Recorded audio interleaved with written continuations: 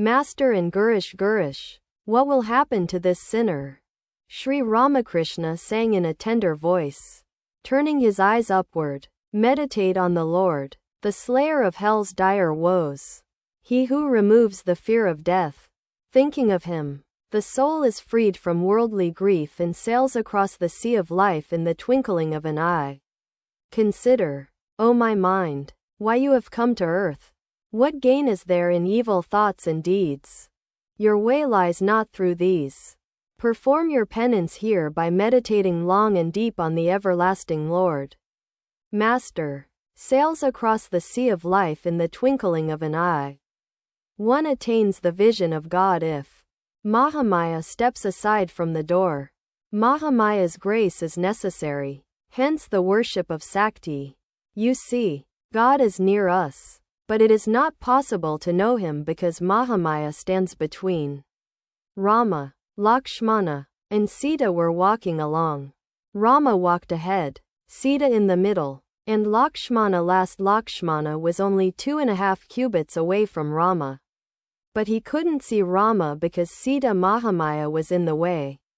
While worshipping God, one should assume a definite attitude. I have 3 attitudes: the attitude of a child, the attitude of a maidservant, and the attitude of a friend. For a long time I regarded myself as a maidservant and a woman companion of God. At that time I used to wear skirts and ornaments. Like a woman, the attitude of a child is very good. The attitude of a hero is not good. Some people cherish it. They regard themselves as Purusha and woman as Prakriti. They want to propitiate woman through intercourse with her. But this method often causes disaster. Girish. At one time I too cherished that idea. Sri Ramakrishna looked at Girish pensively. Girish, I still have that twist in my mind. Tell me what I should do. Sri Ramakrishna reflected a minute and said, give God your power of attorney. Let him do whatever he likes. The conversation then turned to Sri Ramakrishna's young devotees. Master, to Girish and the others. In meditation I see the inner traits of these youngsters. They have no thought of acquiring house and property. They do not crave sex pleasure. Those of the youngsters who are married do not sleep with their wives. The truth is that unless a man has got rid of rajas and has acquired sattva, he cannot steadily dwell in God. He cannot love God and realize him. Girish, you have blessed me. Master, how is that?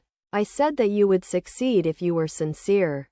Saying this, the master exclaimed, Anandamayi, and went into samadhi. He remained in that state a long time. Regaining partial consciousness, he said, where are those rascals?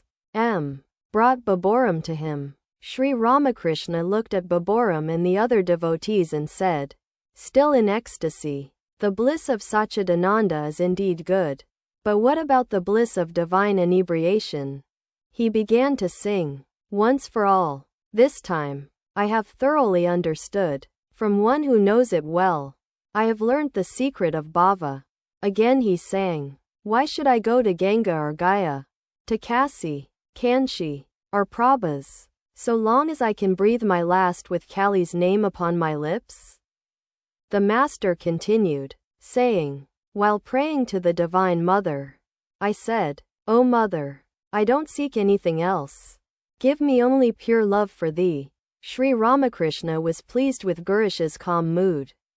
He said to him, this mood of yours is good.